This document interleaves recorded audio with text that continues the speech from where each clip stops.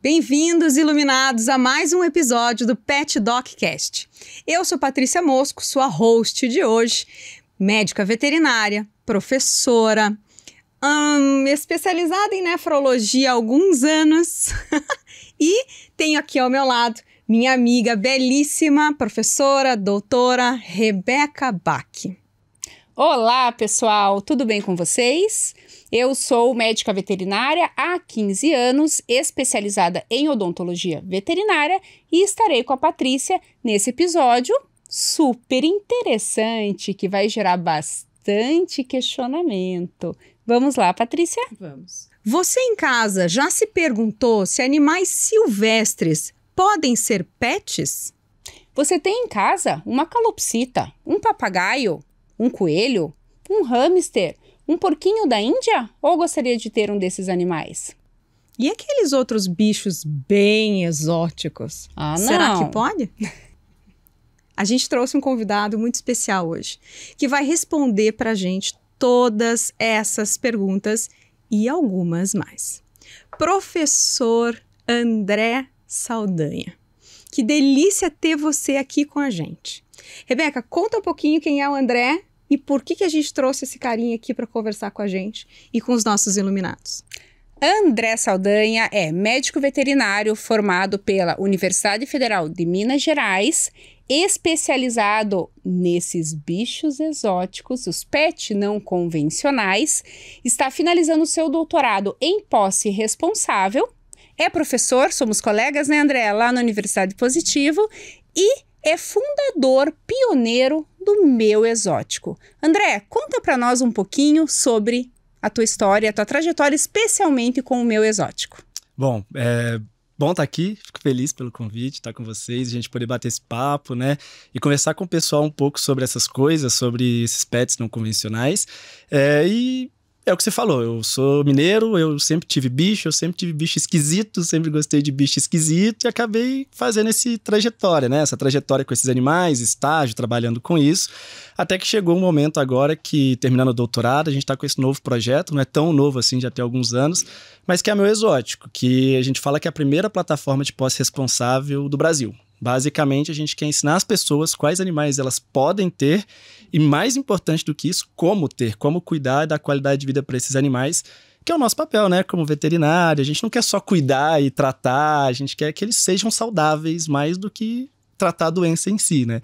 Então, o objetivo, basicamente, da Meu Exótico é esse. A gente tem aplicativo, a gente tem site, a gente também tem um podcast no Spotify, então a gente tem alguns conteúdos para as pessoas terem acesso a esse tipo de informação. Que ótimo, André. Isso é muito importante, é um serviço muito importante para a população. Porque o que a gente vê por aí? Pessoas com aqueles papagaios de trocentos anos, que às vezes dá o pãozinho com cafezinho, tá na hora do café, né? O papagaio vem todo feliz chupar o pãozinho com o café. E dentre tantas outras histórias que a gente escuta por aí.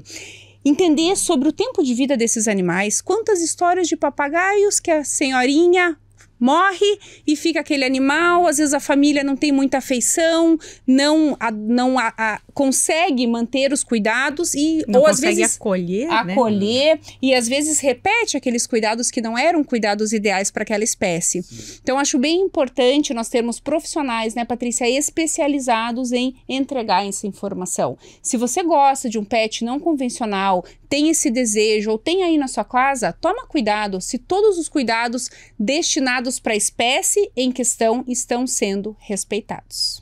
André, eu acho muito injusto, na verdade, a forma como a medicina veterinária se divide, né? Você veja, eu e a Rebeca aqui temos um podcast sobre cães e gatos.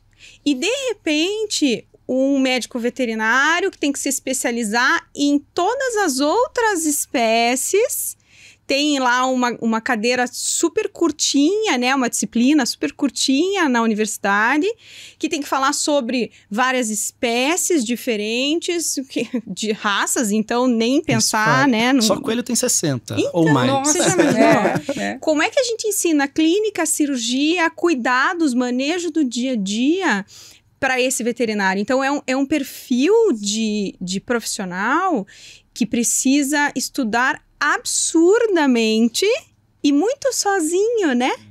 E não só isso, né? A gente pensa assim, não só no veterinário, mas até no dono do animal, no responsável, a importância de ter um veterinário que realmente ele confie.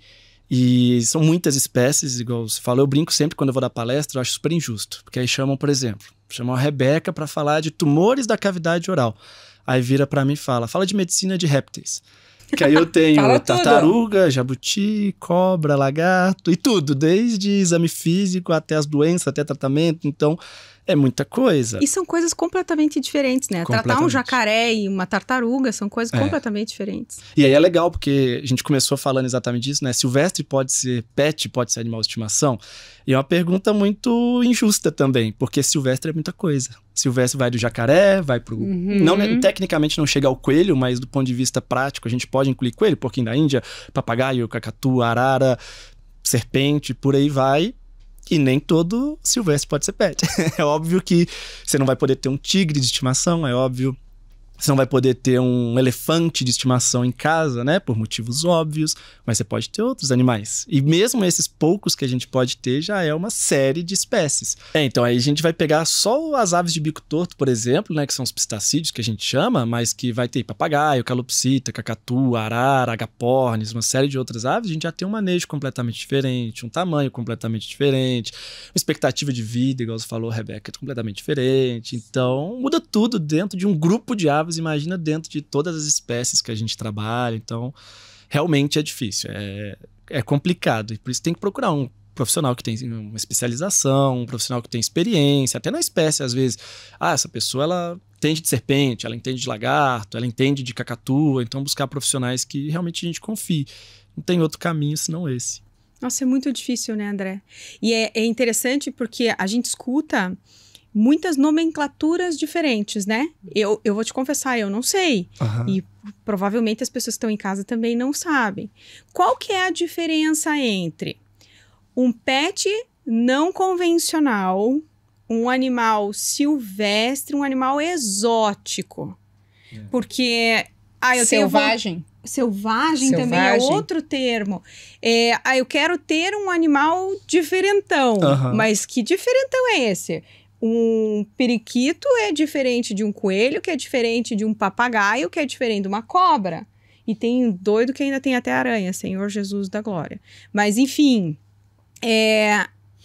como que eu começo me orientando, entendendo como que a gente classifica esses animais, né? Para entender se eu posso ou não ter em casa e como fazer para ter em casa. Perfeito. É uma pergunta bem comum. E não só para leigos, né? Leigo aqui eu falo quem quer ter um bicho e tal, mas até para profissionais da área isso é muito comum. E por incrível que pareça, até as nomenclaturas legais, elas são divergentes. Então, assim, existem leis que tratam de um jeito, existem outras leis que tratam de outro jeito, então é uma confusão mental muito grande. Mas para a gente deixar claro, assim, do ponto de vista prático, o que a gente tem? Duas divisões. A primeira é silvestre e a segunda, né, no caso, é doméstico.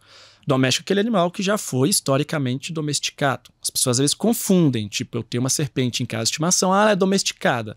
Tudo bem, ela é mansa, mas ela não é uma espécie domesticada. Eu não estou falando daquele animal, daquele indivíduo. Porque se a gente for nessa lógica, você tem tigre manso. E o tigre não é um animal doméstico, ele é um animal silvestre. Então, o doméstico é sobre a espécie, sobre o grupo todo, todos os animais. Então, os animais domésticos, você pode comprar em qualquer lugar. Você pode, igual um cachorro, você vai no criatório, compra um cachorro. Você vai num pet shop, compra um cachorro. Você vai na internet, compra um cachorro.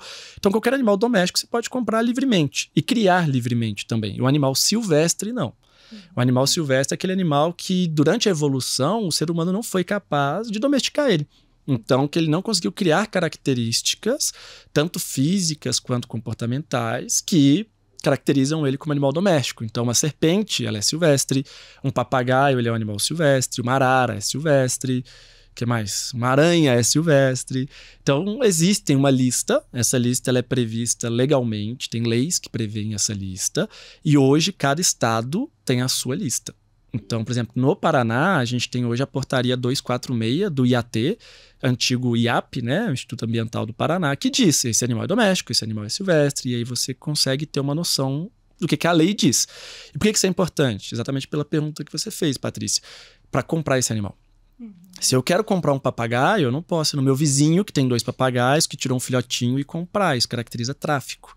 Então, você tem que ir num criatório, que ele é licenciado perante o órgão ambiental, ele é fiscalizado todo ano, ele vai nascer o papagaiozinho, isso vai ter relato, né? Vai ter registro dentro de um sistema ambiental, você vai comprar esse papagaio, ele vai ter todos os documentos necessários, vai ser um animal de fato legalizado. Ao contrário de um coelho. Você pode ter um vizinho que tem um casal de coelho, tira um filhotinho ali, e você pode pegar esse coelho dessa pessoa sem nenhum problema, que não caracteriza tráfico. Então, essa é a primeira diferença, né? De um animal silvestre para um animal doméstico. Então, a gente tem que ter isso em mente. E os pets não convencionais meio que abrange tudo. Tudo que não é cachorro e gato é pet não convencional. Então, uma serpente é um pet não convencional, um papagaio... Um ferret. Um furão, com certeza. Então, os próprios ferrets, né, eles são animais importados, mas caracterizados como animais silvestres. Tem que ter todo o documento, tem que ter nota fiscal, tem um documento que a gente chama de certificado de origem, que garante que esse animal não é oriundo do tráfico, que é um documento muito importante. Então, tudo isso vem com o animal legalizado. Então, a gente tem que ter esse tipo de conceito, né? Até lá no site da Mesotica, a gente coloca esses conceitos para a pessoa poder pesquisar, porque a gente sabe que, para mim, às vezes já é difícil, eu que trabalho com isso, então, se pesquisar no site da Mesotica, você entra lá, tem a espécie, então, por exemplo, ferret, você pesquisa sobre ferret, lá vai ter a informação. Então, ele é silvestre, então você já sabe que você tem que procurar um criador legalizado, né? No caso, um importador para os ferrets, mas qualquer espécie. E aí varia. Cada espécie tem o seu comportamento. Então, por isso que a gente usa o termo pets não convencionais. Porque aí a gente abrange todo mundo. A gente abrange o coelho, o porquinho da Índia, que são os mais comuns, querendo ou não, né? Abrange lagartos, serpentes, abrange papagaios, araras, todo esse grupo de animais. Todo animal que é mantido como animal de estimação e não é um cachorro ou um gato, ele pode ser considerado um pet não convencional. E hoje é o termo mais comum.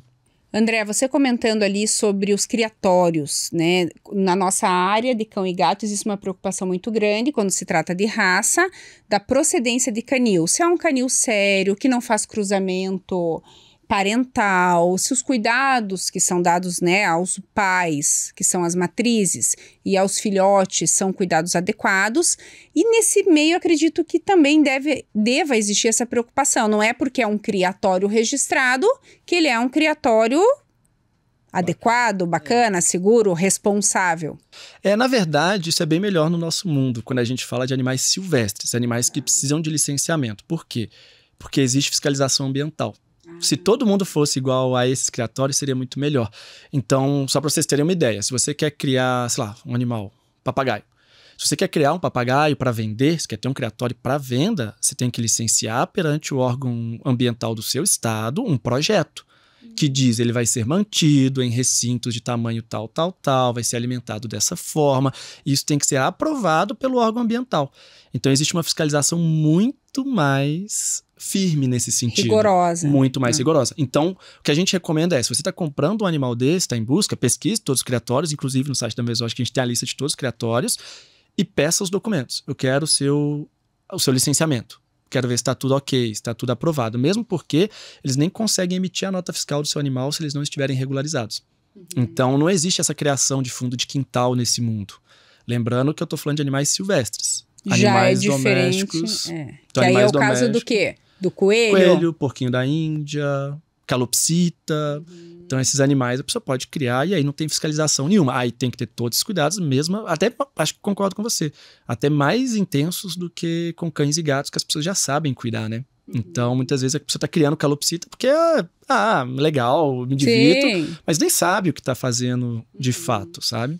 Você sabe, André, que aqui a gente tem uma fala muito comum, Patrícia, que é sobre o planejamento familiar envolvendo pets. A gente fala muito isso para cão e gato e, quiçá, no âmbito dos pets não convencionais. Porque cachorro e gato a gente cresce sabendo mais ou menos cuidar, escorrega ali, descuida ali, né? Uma alteração de comportamento, mas a gente vai ajustando.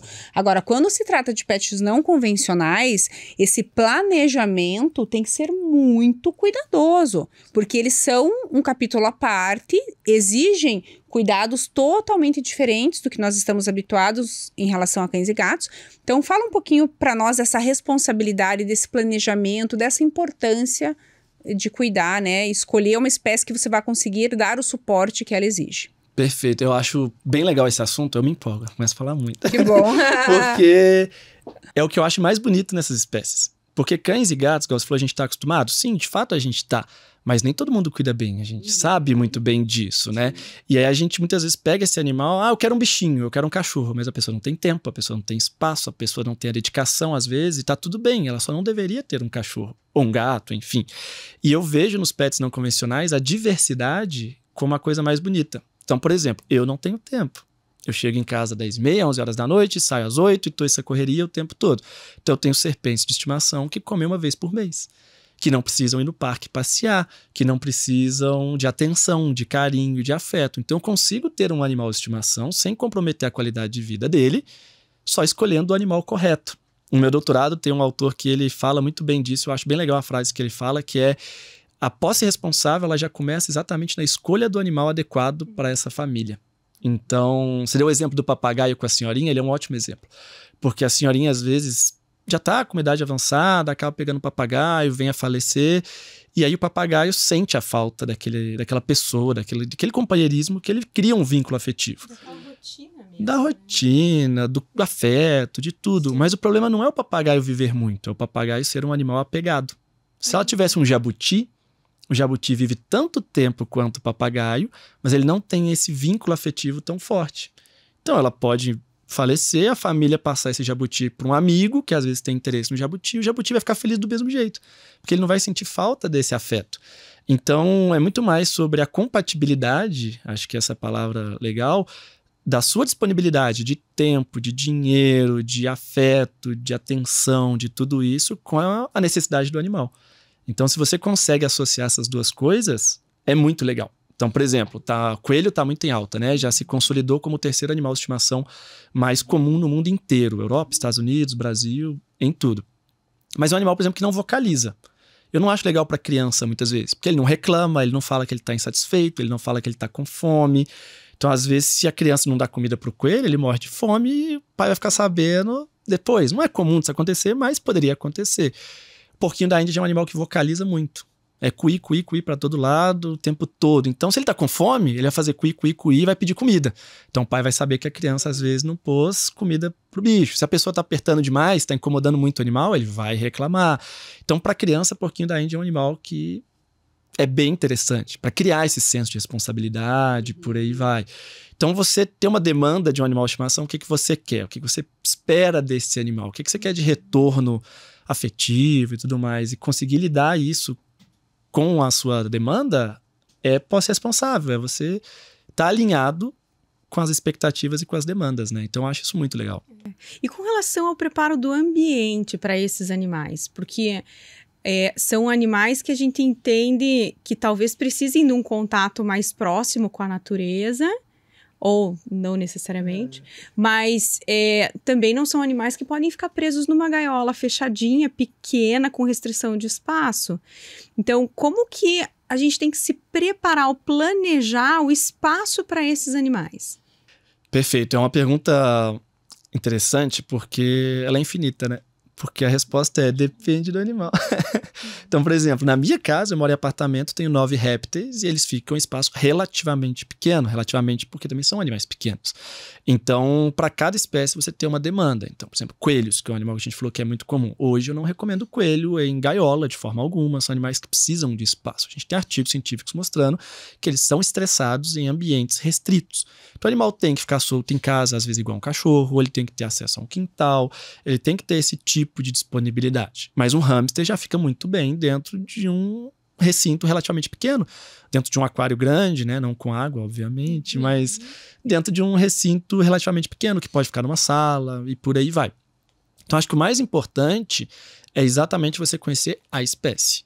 E esse ambiente, ou conhecendo essa espécie, você também consegue entender quais são as necessidades dele. Então, o hamster num ambiente pequeno, mas você tem como enriquecer esse ambiente para que ele pratique a atividade física, para que ele tenha distração, para que ele tenha motivos, né, de se movimentar e de viver ali, e né? ter qualidade de vida, né? Exato. E essas informações são muito importantes, né, André? Perfeito. E é muita coisa, né? Então, assim, só de hamster, a gente tá falando, por exemplo, pegando esse exemplo, a gente tem hamster anão russo, que é um animalzinho de 30 gramas, a gente tem o hamster sírio, que tem 110 gramas. Então, a gente começa a ter muita coisa. E uma coisa que eu percebo, como veterinário, como dono de bicho, é que a internet dá muita informação. Mas, primeiro, tem muita informação em inglês. Então, muitas vezes, a gente tem falta de informação acessível em português. A gente sabe que nem todo mundo fala a língua inglesa. É normal, nosso país ele fala a língua portuguesa. E informação de qualidade, né? Então, é bem legal, né? Até a ideia do podcast de vocês muito é sobre isso. A gente poder fornecer informação de qualidade. Porque informação tem, mas tem uma informação de qualidade, a pessoa às vezes não tem nem o senso crítico, e não é por falta de conhecimento, é por falta realmente de conhecer o mundo desses animais. Tem informação de qualidade que ela possa de fato confiar, que ela vai ler ali e por aí vai. Então, só para vocês terem uma ideia, no site da Mesótico, a gente tem uma lógica que é gratuito. A informação ela vai ser sempre gratuita, porque não é sobre ganhar dinheiro com a informação, é sobre ensinar as pessoas a cuidar bem dos animais. Exato. E aí a gente fez uma ficha com esses pontos. Qual que é a demanda de espaço? Qual que é a demanda de enriquecimento? Qual que é a demanda de afeto? Que é muito importante, né? Uma saúde psicológica para esse animal. Porque os animais também têm saúde psicológica. Quanto você vai gastar por mês? Quanto você vai gastar de tempo da sua rotina para dedicar a esse animal? Então a gente fez uma primeira leva e foram 100 e poucos animais. Então, 100 e poucos animais que a gente fez fichas falando sobre isso. Quanto você vai gastar por mês, quanto você vai gastar de tempo. Se precisa castrar, não precisa. Porque, igual você falou, cachorro e gato, a gente já tem isso muito claro na mente. Gente, vou castrar, vou evitar reprodução, vou evitar doenças, vou prevenir algumas doenças, né? Mas e aí, coelho, precisa castrar? Não precisa. Hamster, precisa castrar? Não precisa. Então, cada animal vai ter uma conduta dentro disso que a gente tentou compilar no site para as pessoas poderem consultar de fato e saber, né? Eu mesma fiz uma consulta com você esses tempos, né? Eu acho que o pessoal não sabe em casa, mas eu fui adotada por gansos, né? Os gansos desceram na minha casa e ficaram lá em casa. Só que começaram a botar ovos enlouquecidamente e, de repente, eu tinha 20 ovos em casa, que eclodiram 16 e que sobreviveram 11.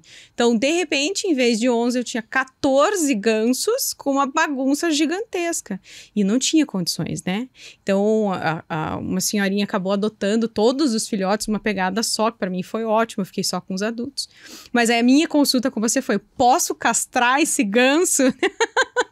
Eu não quero essa gansarada aqui em casa, eu não tenho tempo, eu não tenho condições de ficar cuidando de todos. E até a qualidade de vida, né? Porque ele vai botar todo ano, né? Então vão ser 10, depois mais 9, depois mais 8. André, estão botando 2 vezes por ano lá em casa aquela gansarada. Então é danado, né? Então não tem como a gente se planejar pra abraçar e ficar com todo mundo, né? Com certeza. Então, e comprometer a qualidade de vida do animal também, né? Exatamente. Temos que pensar em tudo isso, né?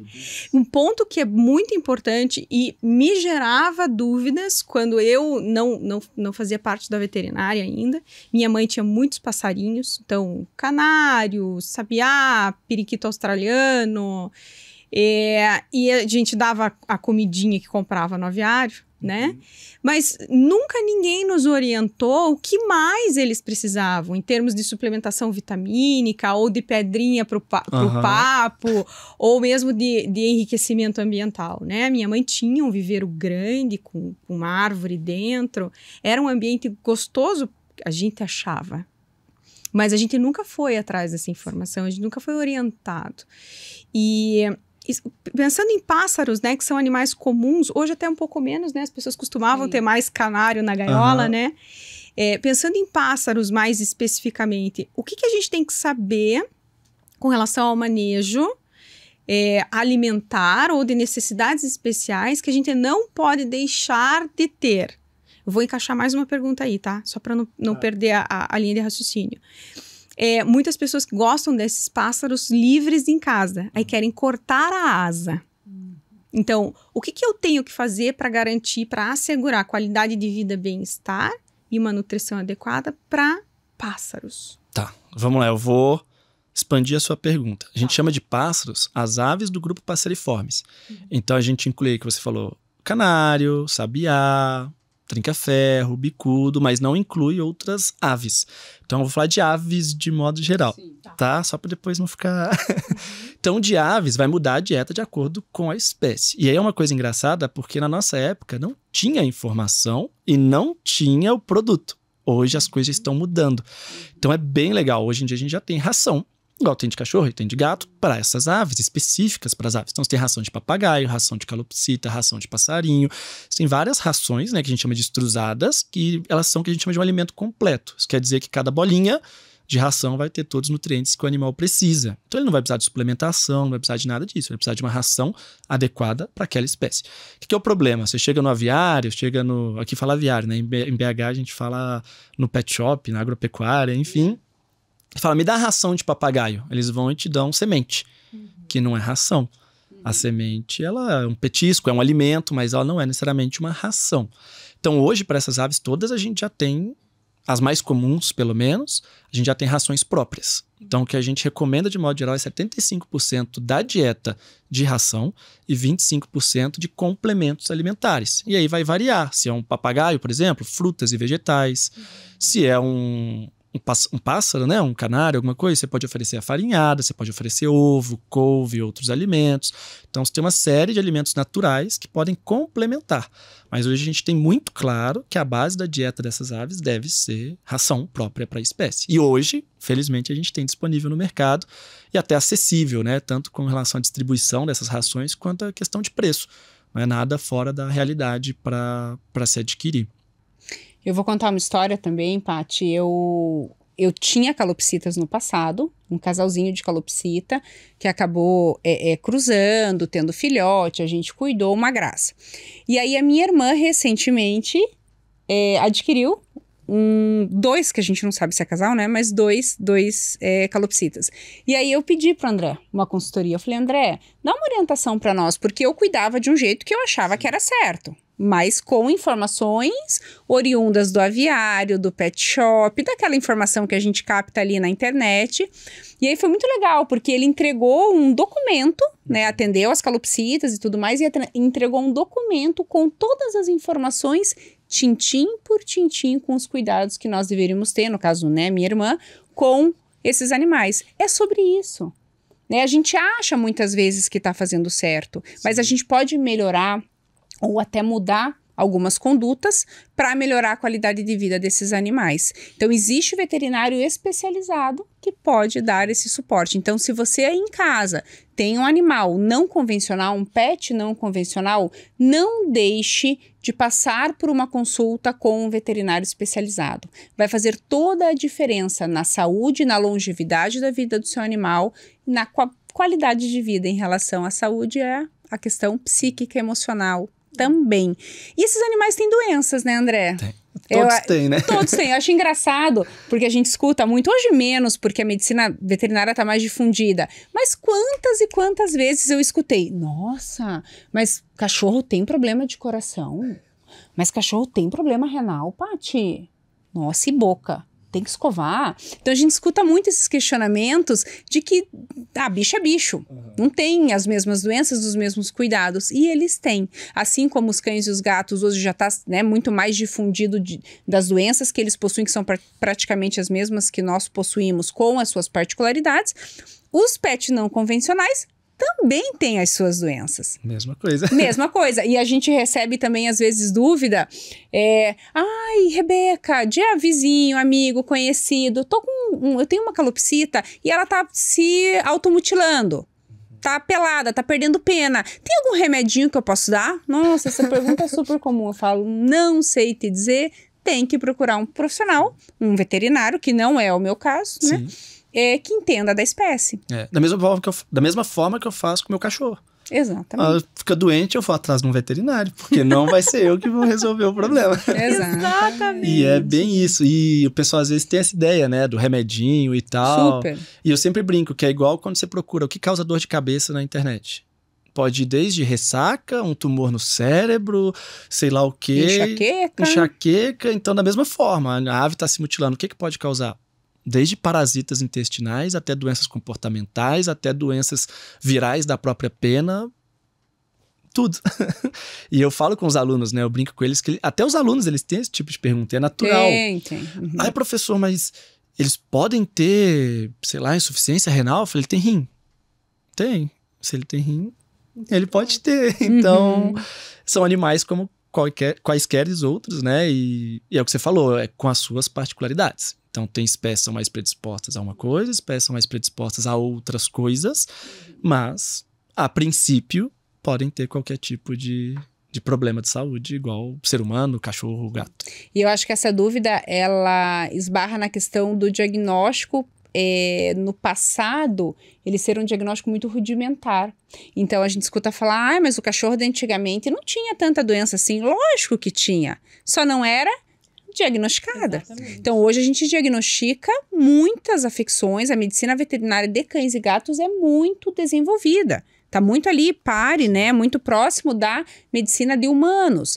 E nessas espécies, nesses pets não convencionais, talvez seja nesse sentido. Como não tem tanto recurso diagnóstico, possibilidades diagnósticas, às vezes as pessoas atribuem que aquele animal não tem determinada afecção, mas Sim. isso não é verdade. Não é verdade. Né? E a gente está caminhando exatamente nisso, né? Então, eu lembro a minha primeira cadela, a Dani, era uma cockerzinha, teve tumor de mama, e na época pensou muito se operava ou não. Ai, será que vale a pena operar? Não vale? Isso tem o quê? Uns 15 anos. E hoje em dia, nem se pensa nisso. É cirúrgico, tem tratamento, tem quimioterapia, tem acompanhamento. A gente fala de cuidados paliativos. E a medicina de pets não convencionais, ela tá um pouquinho atrasada com relação a de cães e gatos, por alguns motivos. Então, tem um que eu escuto muito mas ele custa R$10, mas ele custa R$20. Mas tá mudando. Eu sei que eu tenho uma visão bem específica de Curitiba, de uma cidade que se importa muito com animais de modo geral, né, a população, mas no Brasil inteiro, no mundo inteiro, tá mudando progressivamente. Hoje em dia não se fala sobre o valor. Ah, mas faz raio-x de hamster? Faz. Faz tomografia de coelho? Faz. E tá tudo bem. E até assim, a gente oferece cada vez mais. É óbvio que depende do cliente, depende do responsável pelo animal, mas eles também estão mudando. Eu brinco que eu adoro atender dono de rato. Dono de rato não pensa em dinheiro. Eles amam os bichos, é impressionante. E as pessoas que vêm de fora ficam assustadíssimas. Nossa, mas ele operou um rato? Sim, ele operou, ele cuidou bem. E às vezes eu tenho que brigar até para cuidar menos, assim, de tanto que eles cuidam. Dono de rato eu brinco que é tudo doido. Tudo doido. Eu adoro atender eles, são doido que eu adoro atender. Porque realmente eles cuidam muito bem. Então a gente tem essas evoluções chegando, progredindo cada vez mais, mas a gente também tem limitações próprias. Então assim, de um hamster de 30 gramas, eu não vou conseguir coletar um volume de sangue para fazer um exame super elaborado muitas vezes. Eu vou ter essa limitação técnica da própria espécie. A própria punção de vaso mesmo, né? Aonde que você coleta esse sangue? Se ele tem 30 gramas, imagine o tamanho desse vaso sanguíneo, o tamanho da agulha que você tem que ter, o tamanho da precisão. Esse bicho tem que estar muito paradinho, Tem que muitas vezes tem que estar sedado, senão você não consegue coletar. Então, existem limitações do próprio tamanho, né? Do próprio manejo. Coletar sangue de passarinho. Coletar sangue de rato, né? Fazer um raio-x, fazer uma tomografia, fazer um ultrassom. Esses tempos eu estava conversando com um rapaz lá em Goiânia, num evento que nós fomos, e ele tem uma empresa que oferece o serviço de ecocardio. E ele faz ecocardio em pets não convencionais. Então, a gente fazer um ecocardio, né, num coelho, numa cobra, num passarinho, é muito interessante entender que a gente vem caminhando, né, no sentido de melhorar, de avançar, de progredir nos meios diagnósticos para esses animais também, né? E evolui tudo, né? Evoluem os cuidados, evoluem os produtos. Então a gente falou, ração. Não tinha ração. Na minha época não existia ração. Não mesmo, era para papagaio. Era semente, era girassol. Hoje a gente já tem. Mamão, alpiste, o pão com café. O pão com café. Então assim, a gente está tendo disponibilidade de produtos, a gente está tendo disponibilidade de informação e a veterinária também está tendo disponibilidade de conhecimento. Então, aposto que esse colega seu nem era especializado em pets não convencionais. Ele trabalhava com cardiologia e estava conhecendo essas espécies. Então, a gente vê isso cada vez mais. A gente trabalha com isso o tempo todo. Então, tem um paciente com um problema medular, eu chamo um neurologista para acompanhar com a gente. E até a aceitação dos veterinários é bem legal. O tanto que os especialistas, eles têm interesse também. Pô, eu gostaria de participar, eu ajudo. Eu adoro, eu já me coloquei à sua disposição várias vezes. Então, é muito legal ver essa evolução e a tendência é que evolua cada vez mais, né? Igual todas as outras áreas da medicina.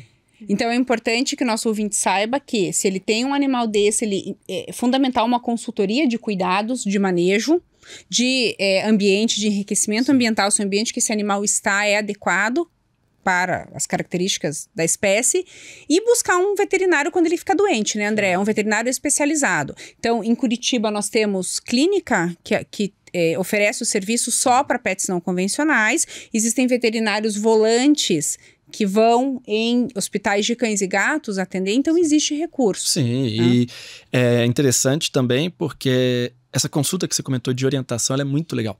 Eu faço bastante na clínica aqui em Curitiba. São longas, às vezes 1 hora, 1 hora e meia, e é maravilhoso, assim. Essa semana eu atendi um cliente que adquiriu uma serpente. Ele foi com anotação, foi com um caderninho cheio de perguntas, a gente conversa, a gente troca ideia, a gente vai conversando. Porque por mais que existam orientações gerais, cada animal é um animal, né? Então você aplicar para a rotina dele, aplicar para a realidade dele, ter essa oportunidade de sentar para conversar, é muito legal. E se você prevenir, é muito melhor do que remediar isso no eu acho que futuro. tem que ficar muito claro, né, André? Essa diferença. Na verdade, o médico veterinário de pets não convencionais, ele não pode ser buscado somente para as enfermidades. Sim. Né? Ele Que, tem na que verdade, ser buscado até cachorro e gato, né? Ah, sim. Seria sim, legal Exatamente. A gente fala sem dúvida. A gente tá numa fase da medicina veterinária que a gente fala muito em medicina veterinária preventiva. Exato. Mas as orientações de manejo, né? Então, quem é esse indivíduo, o que ele precisa em termos de ambiente, de espaço, de alimentação, de atenção, de carinho, enfim, todas essas orientações que são absolutamente refinadas, elas têm que vir numa consulta de orientação e não só quando esse paciente já ficou doente, porque o tutor desconhecia o manejo ou porque ouviu falar e não tinha certeza. E é óbvio, né, que quando as pessoas fazem, elas fazem fazendo o seu melhor. Sim, acreditando que é o correto, né? E é engraçado porque sai muito mais barato você ter essa informação do início. E eu tô dizendo barato, não é só questão financeira, mas a financeira também. Você vai investir na consulta, você vai evitar um tratamento, vai evitar de comprar uma medicação, às vezes evitar uma cirurgia no futuro, mas até do ponto de vista barato de saúde mesmo. De que o animal não vai sofrer, de que o animal não vai ter todo o desconforto, a dor, o mal-estar talvez de uma doença. Então sai muito mais barato para todo mundo. Você não vai ter a dor de cabeça, você não vai ter que às vezes sair de madrugada numa emergência por um erro que poderia ter sido prevenido. Então sai muito mais barato para todo mundo esse tipo de coisa. E tem uma coisa que é interessante, que às vezes as pessoas não sabem, é que esses animais silvestres que a gente comentou antes, sobre os animais que têm licenciamento ambiental, tem essa necessidade, por lei, quem cria é obrigado a dar um manual de criação. Exatamente por esse conhecimento de que as pessoas não têm esse conhecimento claro. Então, por lei, existem resoluções do CONAMA, né? Que é o Conselho Nacional de Meio Ambiente, que dizem, se você vende essa espécie, você é obrigado a fornecer um manual com as informações sobre como cuidar dessa espécie, exatamente para a gente evitar esse tipo de coisa. Então, na Mesótico mesmo, a gente dá consultoria para criatórios que a gente produz esses materiais. Então, a gente tem livros, por exemplo, né, de 60 páginas sobre jiboia. Se quer ter uma jiboia, você pode ir lá, baixar o livro, ler sobre a jiboia, vai falar tudo sobre o manejo dela para a gente evitar esses erros básicos. Então, já facilita muito, né, muito essa rotina. André, eu tenho 2 perguntas que geram bastante discussão por aí. Primeira delas, mas você vai ter uma ave, vai ter um psitacídeo e aí você vai cortar a asa. Isso gera sofrimento para o animal, você está mutilando esse animal, impedindo ele de voar, que é algo primário naquela espécie. Sim. Fala um pouquinho sobre isso para nós. Complicado. É um assunto polêmico. Eu vejo várias vertentes sobre esse assunto, tá? Primeira vertente que eu vejo é que sim, você está limitando o comportamento natural da espécie. Isso é um fato. Não é pra gente discutir, isso não está em discussão. Mas existe outro ponto de discussão, que a gente faz isso com todas as espécies. Então, você colocar um gato num apartamento, por mais que você enriqueça, você está limitando o comportamento.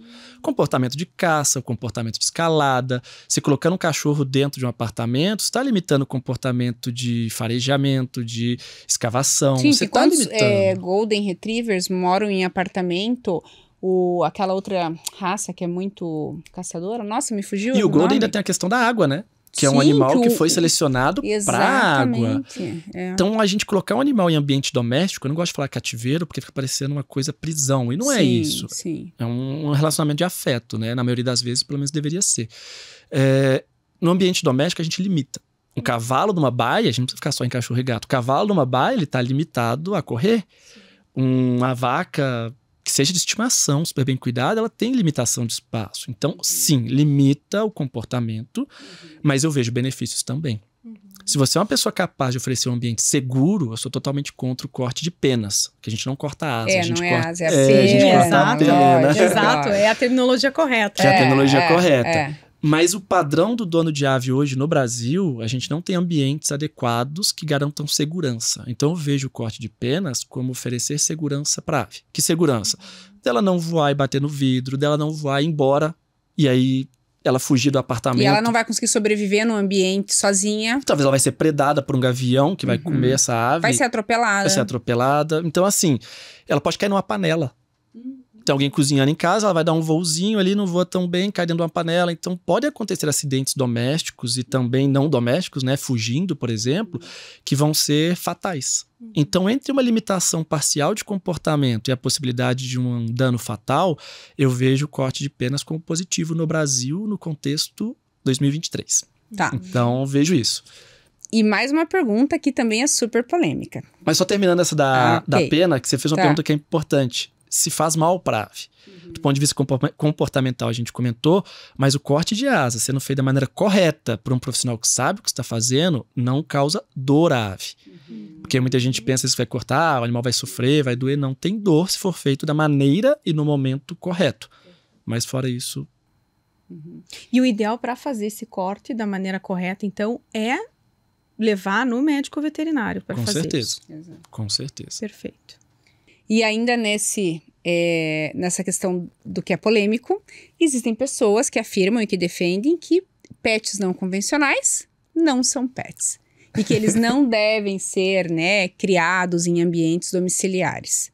Eu queria que você falasse um pouquinho sobre o seu ponto de vista, né, a tua opinião técnica sobre isso. Tem a célebre frase, né, que na internet bomba muito, que é silvestre não é pet. Essa frase, hashtag em rede social, eu entendo, mas eu volto no início da nossa conversa. Silvestre é muito bicho. Vai desde tigre, leão, até papagaio e afins. Então, assim, de fato, alguns silvestres não são pet. Serpente peçonhenta, o risco é muito grande. Animais de alta periculosidade, ou seja, uma piton, espécies específicas de piton que ficam com 6 metros, é muito perigoso. Sei lá, um elefante, uma girafa, animais que a gente não consegue cuidar, até próprio alguns insetos, que às vezes a gente não consegue dar um ambiente adequado para ele ter qualidade de vida. Esses animais, de fato, não são pet. Mas a legislação brasileira, ela prevê o que a gente chama da lista PET, que é uma lista com 9 critérios que dizem o que um animal precisa ter para ele poder ser mantido como animal de estimação ou não.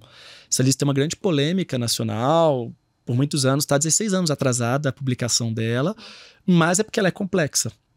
Então eu acho que sim, alguns animais silvestres podem ser pets e não, outros não. Mas eu tenho uma visão muito clara, talvez seja muito polêmica inclusive, que na prática nenhum animal deveria ser pet. Se a gente for pensar do ponto de vista exclusivo do animal, eles deveriam estar todos na natureza. O cachorro deveria estar na Europa, né? O cachorro na sua forma ancestral. O gato deveria... Eu não sei de onde que o gato é naturalmente, vocês sabem? Também não sei. Da China, do Egito, daquela região do Sudeste Asiático, que foi onde a domesticação deles aconteceu. Então, eles deveriam estar na natureza, exemplo de uma jaguatirica e por aí vai. Então, ter um animal de estimação é um desejo humano. Então, a partir que ele é um desejo humano, eu entendo como uma responsabilidade humana. Então, se você quer ter um animal, é sua obrigação cuidar bem, dar qualidade de vida, dar o que ele precisa, porque a gente está atendendo uma demanda nossa. Então, eu acho que existem sim limitações que tecnicamente são impossíveis de ser animais de estimação, mas eu vejo que outros animais a gente pode e deve, desde que cuide bem, ter sim como animal de estimação. Mas, André, vou pegar esse gancho então, porque tem uma pergunta muito importante, né? E eu sei que é preocupação justamente dessas pessoas que levantam a bandeira, né? De que silvestres não é pet. E se uma pessoa resolveu comprar uma serpente, ter em casa e comprou de um criatório licenciado, tem a documentação, mas essa pessoa não cuida da forma adequada?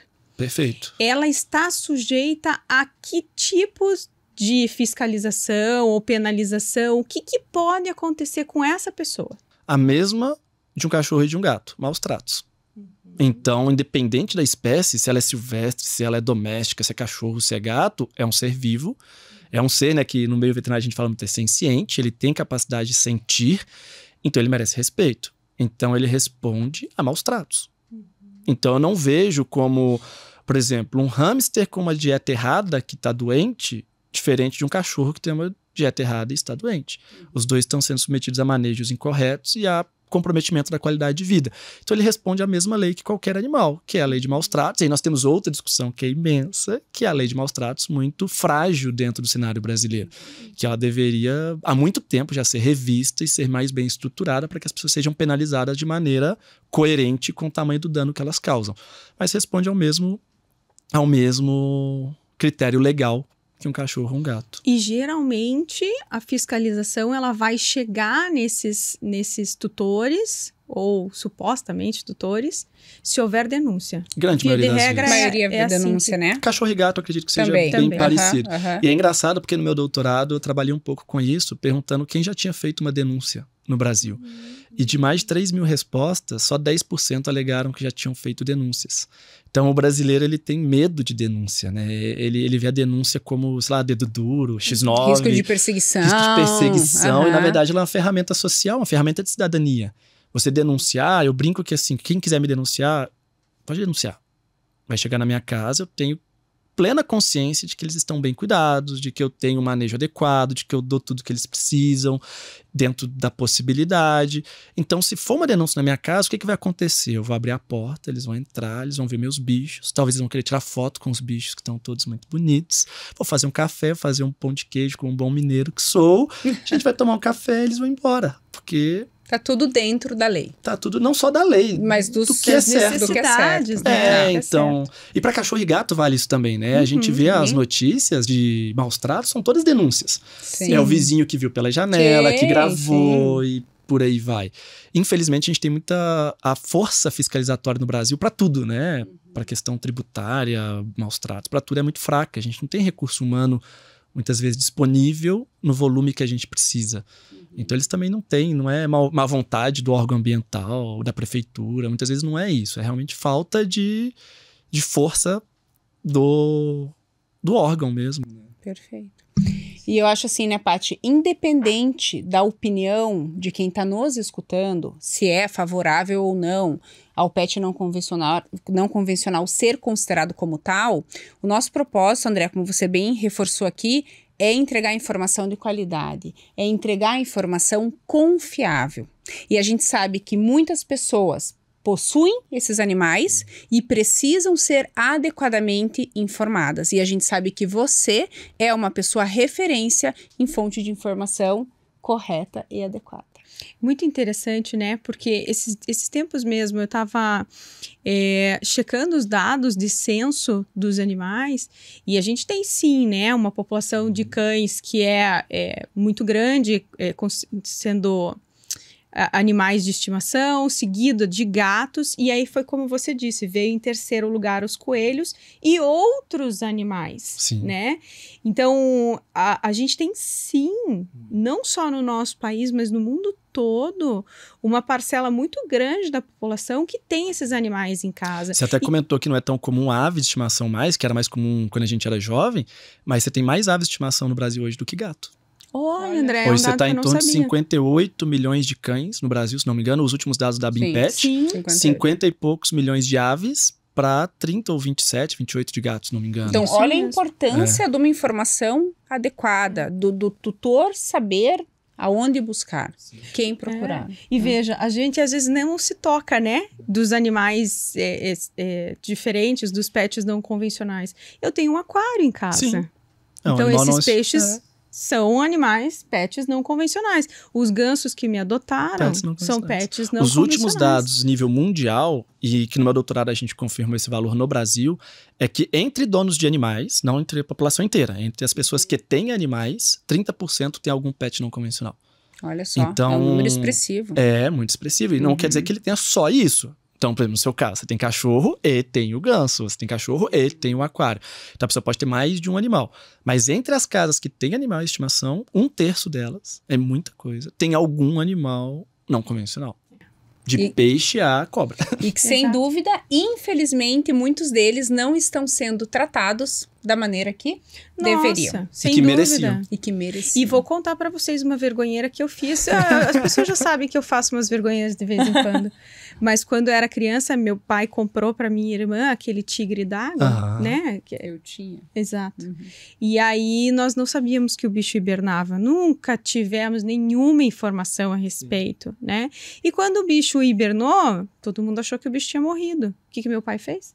Jogou na privada e deu a descarga. Deve estar agora no Barigui. Certeza. Se tiver vivo, né? Que já faz alguns anos. Mas veja que importante que é, né? A gente buscar a informação para tratar esses animais da forma correta. E tem uma coisa que eu me divirto com o brasileiro, né? Que o brasileiro tem mania de ler o manual depois que o produto estraga, né? Então, você compra o notebook, aí você pega o manual, joga pro canto, liga. Se ele não ligar, aí você vai no manual ver o que aconteceu. Mas se ele ligar, você ignora. Então, assim, com o animal é a mesma coisa. Muitas vezes é essa história. Aí eu não sei que ela hiberna. Aí depois que já fez tudo, vai pesquisar na internet. Caramba, o bicho hiberna. Eu não sei que cresce. Esses tigres d'água, outro exemplo, é o crescimento. Eles crescem. As fêmeas ficam com 30 centímetros. Exato, e daí não cabe mais naquele aquário, não existe mais um espaço, a sujeira aumenta, a demanda de água ali aumenta, e daí o quê? Eles começam a desovar, a entregar esses animais, soltar esses animais em qualquer riozinho, lago. Então tem lá na Universidade Positivo, tem no Parque Barigui, qualquer acúmulo de água, procura lá que vai ter um tigre d'água tomando sol. Mas é igual cachorro também, né? É que assim, esses problemas, eles existem com os pets não convencionais, com certeza. Mas quantas pessoas aí em regiões mais afastadas que não tem cachorro, não castra, nasce filhote? O que faz com o filhote? Joga num lote vago, joga na estrada. Tem gente que até às vezes faz coisa pior, mas é a mesma coisa. E seria evitável do tipo, qual espaço eu tenho? Eu tenho espaço para ter um animal desse tamanho? Não, então eu vou procurar outro. Então, ao invés do tigre d'água, você poderia ter tido um hamster, que não ia crescer. Então, você ter a informação já facilita a decisão, né? A informação é tudo. Especialmente, né? Agora me veio as crianças que acabam crescendo naquela casa com um bicho diferente, ou até mesmo com o cão e com o gato, e seguem os passos dos pais. E se eles recebessem, se as crianças recebessem informações adequadas nas escolas, muita coisa seria diferente. Muita coisa. E tá ficando. A gente também é muito pessimista às vezes. A gente vê cada vez mais as crianças se interessando, buscando informação. No meu próprio doutorado, um dos dados que a gente buscou é que as pessoas buscam informação. Então, se a informação estiver lá, igual tá tendo aqui, elas vão ter acesso, elas vão chegar. E interessante, né, André? Provavelmente as pessoas que gostam dos pets não convencionais buscam mais informação do que aquelas que né, vão adotar um cão ou um gato. Porque, com certeza. Afinal de contas, a gente cresceu né, com esses bichos, então tem a gente sabe como cuidar, né? E sendo um bicho diferentão, a gente precisa se informar melhor mesmo, né? Bem interessante. Escute, é bem importante quando a gente está finalizando o episódio, a gente repete os pontos importantes. Você ajuda a gente a fazer isso? Vamos lá, muita coisa, né? Muita coisa, André. Então, seleciona aí o que você acha que é primordial nesse contexto seu de atuação que não pode ficar no esquecimento.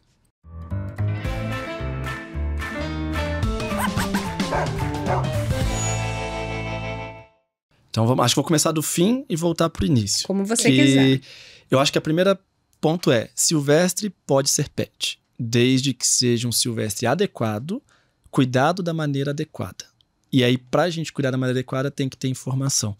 E aí, acho que um ponto mais importante de tudo é o que a gente acabou de falar, que é buscar a informação antes do animal, porque é um ser vivo.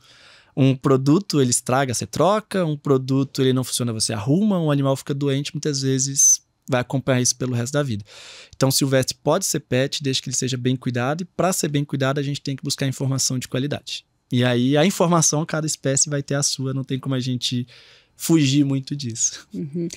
A legislação é um ponto importante, né? Então, buscar um criatório adequadamente licenciado e seguir as normas vigentes naquele estado ou no país é fundamental. É fundamental. E aí, você consegue essa informação diretamente com o criatório, com toda certeza. E o terceiro ponto, considere o médico veterinário antes do seu animal ficar doente, porque esse médico veterinário especializado é capaz de te ajudar, de te auxiliar, de te orientar com relação ao manejo do dia a dia, para que esse pet viva mais e melhor. Exatamente. André, muito obrigada pela sua participação. Acho que nós teríamos muitos e muitos assuntos. Poderíamos ficar um dia inteiro conversando, esclarecendo dúvidas dos nossos ouvintes. Realmente é uma honra tê-lo aqui conosco desde o começo, quando começou o nosso projeto, né, Paty? A gente sabia que a gente precisava da participação do André aqui. A gente sabia que uma hora ou outra você...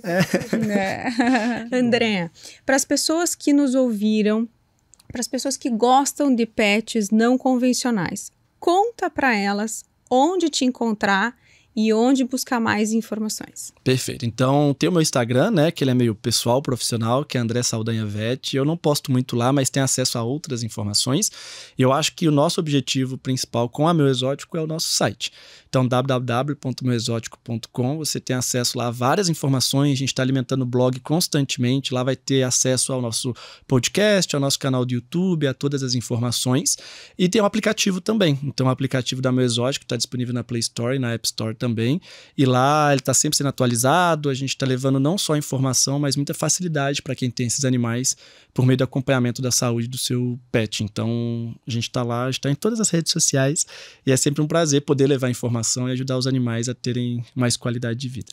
Perfeito. Bacana. André, muito obrigado. Uma delícia ter você aqui. Uma delícia falar sobre esse assunto, porque por mais que nós sejamos médicas veterinárias, né, Rebeca, esse assunto para mim é completamente diferente. Você sabe disso, quantas vezes eu já te falei, né? E é encantador. Eu acho realmente encantador. Te confesso que eu jamais teria coragem de ter uma serpente ou um bicho muito diferentão, assim. Mas conhecer, saber, entender, para saber como respeitar, é muito importante, muito válido. Obrigada pela tua contribuição, pela tua participação. Rebeca, vamos falar então para os nossos iluminados últimas informações importantes? Vamos sim. Ficou com dúvida?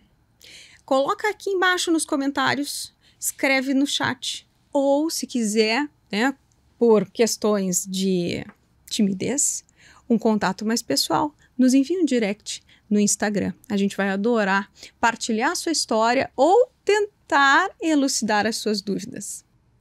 Sem dúvida nenhuma, pessoal, contem conosco para que seu pet viva mais e melhor. E esperamos vocês no nosso próximo episódio. Tchau. Tchau, tchau.